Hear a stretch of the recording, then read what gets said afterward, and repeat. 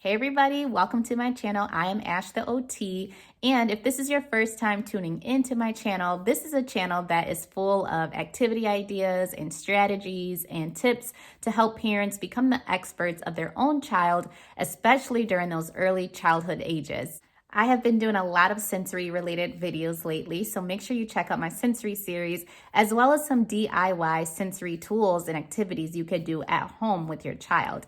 I have done a DIY sensory bin, making your own sensory bottle, so check out those videos. And in today's video, I'm going to be showing you how to make your own sensory bag. A sensory bag is a really easy and simple tool that you can use at home with your little ones, even babies, to help them become acclimated to some of their sensory systems, including the visual system and the tactile, or that touch, and even like the proprioception, or the system that involves your joints and muscles. So without further ado, let's get right into it.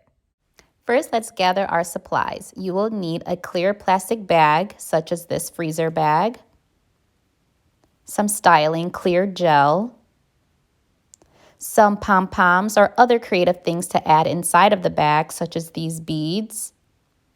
You will also need water, some food coloring, and some duct tape and scissors for the outside of the bag.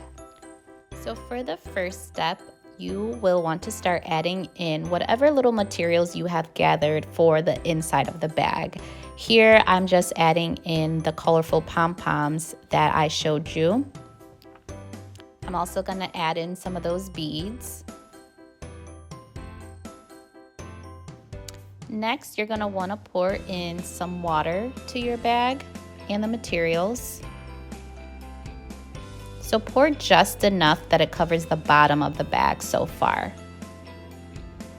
Next, you're going to want to add in your clear gel. You can actually add quite a bit of this gel because it's what's going to make the bag nice and squishy. Then if you prefer to give your bag some color, then go ahead and add in your food coloring. Then it's just a matter of adding more water and some more gel if you prefer. It's all about how squishy and what consistency you want to make the bag. So then you want to close the bag shut and give it a little test drive. Squish it around, play with it, touch it with your fingers just to make sure it's the consistency that you like. And if you're all set, you can go ahead and get started with getting your duct tape ready to firmly secure the outsides of the bag. So you're going to start by putting the duct tape on one side of the bag, just like this, and then you're going to fold it over and seal it shut.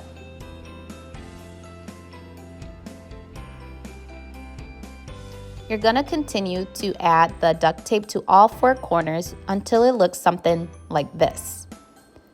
So make sure that each side is very firm and very secure with the duct tape. You can even go back and add additional tape to each corner so that it is double taped on each side, just to add more security, especially since you're going to be using this with younger children.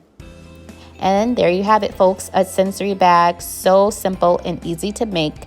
You can add whatever you want to encourage more exploration of different textures. So there you have it. I hope you enjoyed this video, and make sure if you want to learn how to make some other DIY sensory tools at home, make sure you subscribe to my channel and hit the notification bell so that you will be notified. All right, guys, see you next time. Bye.